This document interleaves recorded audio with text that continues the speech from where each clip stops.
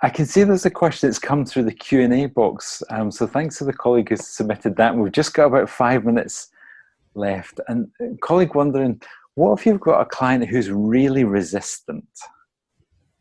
Resistant to change, do we think? Yeah, well, let me just double check. What if you have a really resistant client to work with? Okay, so somebody that's been sent or been told they should access the service. It does sound like that. It does. So maybe the client might, sorry, maybe our colleague might say a little bit more about the question, but I guess you have some thoughts already, or? Well, a lot of the people that I've worked with over the years have been sent. Certainly if you're working within the services, GP, social services, any kind of structural service, even, work environments, that people have been told they should access this service because there's an effect on their work, there's an effect on their connection, whatever it is. They're being told you need to go in this direction. And sometimes because the work depends on it, So if they don't access this service, they don't have a job, basically. That can happen, even nowadays. So it's about trying to connect with that person with their frame of reference. So even though they're resistant to accessing the service, we have to find something that works for them.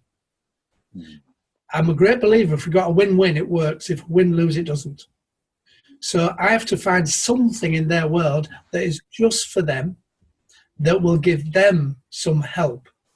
Going back many years, I had a client I can still remember for the work we did, and they were resistant to come in.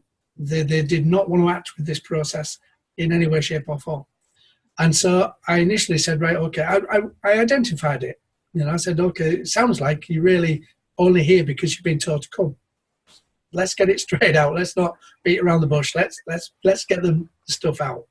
And they said, yes, absolutely. If I don't come here, basically I'm on a written warning.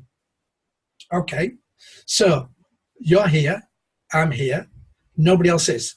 Your boss is not here, your firm's not here, nobody's going to get that information, nobody's going to get any input from what I'm talking to you about. So you're not here because the firm have paid me to check up on you or report back on you or any of those kind of processes. I'm here because you are here. Now, if you don't want to be here, that's absolutely fine. I will have no issue with that.